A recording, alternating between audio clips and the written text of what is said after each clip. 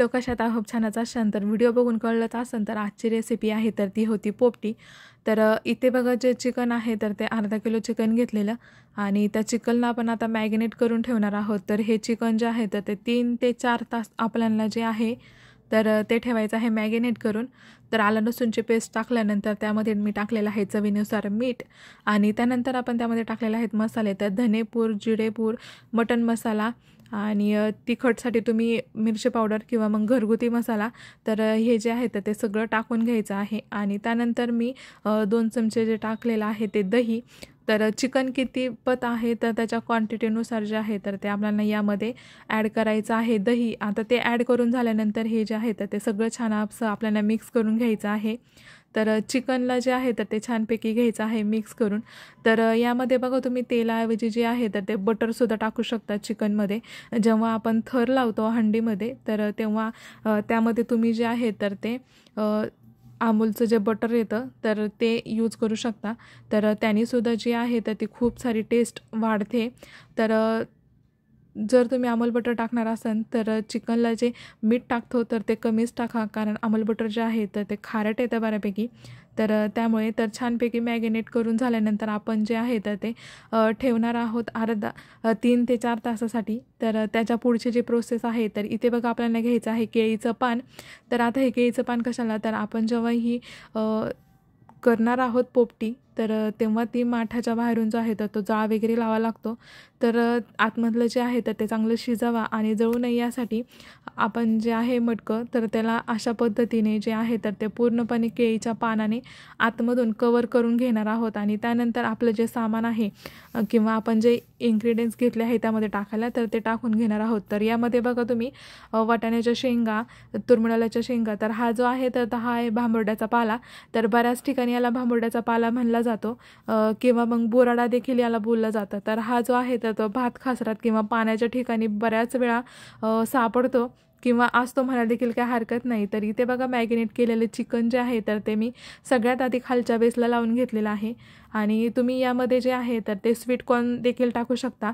मला सुद्धा टाकायचे होते पण नॉर्मली मला ते भेटले नाही, तर त्यासाठी मी ते त्यामध्ये ॲड नाही केले। तर बाकीच्या ज्या गोष्टी आहेत तर त्यासुद्धा मी यामध्ये ॲड केलेल्या आहेत। तर इथे बघा जो आहे तर तो मी भांबर्ड्याचा पाला अशा पद्धतीने जो आहे तर तो ठेवून घेतलेला आहे आणि सगळाच आपल्याला त्यामध्ये तर जास्त जो आहे तर तो भांबर्ड्याचा पाला किंवा आपल्याकडे त्याला बोराडा म्हणतात तो जर नाही टाकला तरी काय हरकत नाही।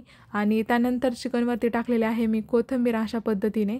तर छान अशी वरून कापलेली कोथिंबीर जी आहे तर ती बुरबुरायची, कारण तिचा जो स्मेल आहे तर तो खूप छान लागतो हंडीमध्ये। आणि त्यानंतर आपण आता त्यामध्ये टाकणार आहोत अंडे। तर अशा पद्धतीचे जे आहे तर ते थर लावून घ्यायचे।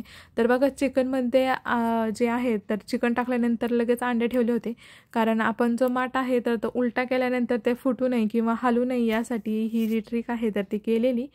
आणि त्यानंतर पुन्हा एकदा इथे आपण जे आहे तर त्या आता शेंगा टाकणार आहोत।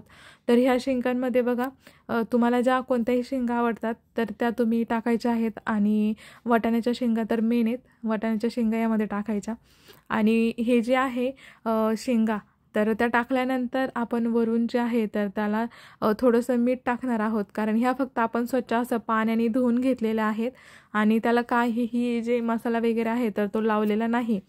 तर त्यामुळे आपण वरतून फक्त शेंगा टाकल्यानंतर त्याच्यावरती जे आहे तर ते मीठ टाकून घेणार आहोत। तर तुमच्याकडं खडे मीठ असेल तर ते खडे मीठ टाकायचं आणि बारीक जर मीठ असेल तरी काय हरकत नाही, तर ते देखील तुम्ही टाकू शकता। तर हे मीठसुद्धा जे आहे तर ते चवीनुसार आणि शेंगा जितपत आहे तर तिच्या मापाने जे आहे तर ते टाकायचं आहे। सो अशा पद्धतीची काहीशी जी पोपटी होती तर ती आज केलेली आहे। तर बघा थंडीत जी आहे तर बऱ्यापैकी ही पोपटी जी आहे तर ती खाल्ली जाते, कारण ह्या दिवसातच ज्या शेंगा असतात आपल्या बऱ्याचशा ज्या प्रकार आहेत शेंगांचे तर त्या ह्याच महिन्यात चालू होतात असं म्हणायला देखील काय हरकत नाही। तर त्यामुळे आणि ही जी आपण पोपटी केलेली आहे तर ही कोकणात खूप मोठ्या प्रमाणात केली जाते। तर खूप छान आणि भन्नाट लागते. तुम्ही जर कधी खाल्ली नसेल तर एकदा आवर्जून खा. आणि चॅनलवर नवीन असाल, चॅनलला सबस्क्राईब केलं नसेल तर चॅनलला पटकन असं सबस्क्राईब करा. तर सगळं त्यामध्ये ठेवून झाल्यानंतर बघा केळीची पानं जी आहेत तर त्यांनी वरचा भाग जो आहे तर तो बराचसा कवर करायचा, कारण भाजल्यानंतर आपण उचलतो तर तेव्हा आपली जी पोपटी आहे तर ती खालीच पडू नये यासाठी ही जी ट्रिक आहे तर ती आम्ही केली होती बऱ्यापैकी.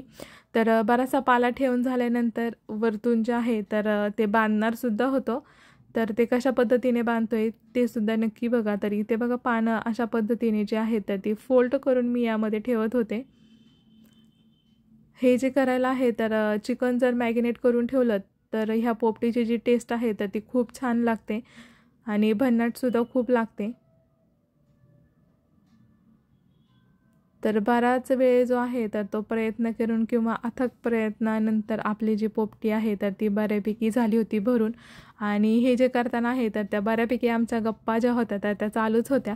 तर अशा पद्धतीने जी आहे तर ती भरून झाल्यानंतर आम्ही घेतली होती बांधून आणि त्यानंतर गेलो होतो आता पुढची प्रोसेस करायला. तर बघा खाली माती होती, तर ही बहुतेक शेतातच करतात, पण शेतात लाईट नव्हती म्हणून आम्ही घराच्या जवळच केली होती. तर खाली ठेवलं होतं केळीचं पान आणि अशा पद्धतीने जे आहे तर ते ठेवला होता आपला पोपटी भरलेला माठ.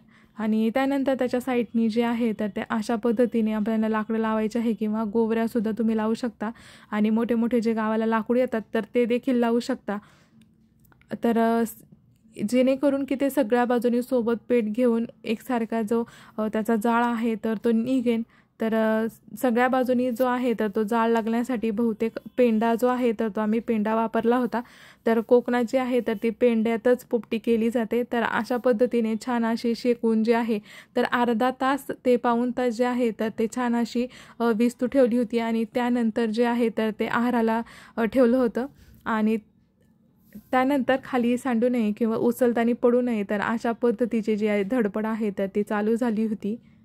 इथे तुम्ही बघू शकता. तर ताटात काढून घेतलं आणि नंतर साईडला घेऊन जे आहे तर ते आणलं होतं घरी.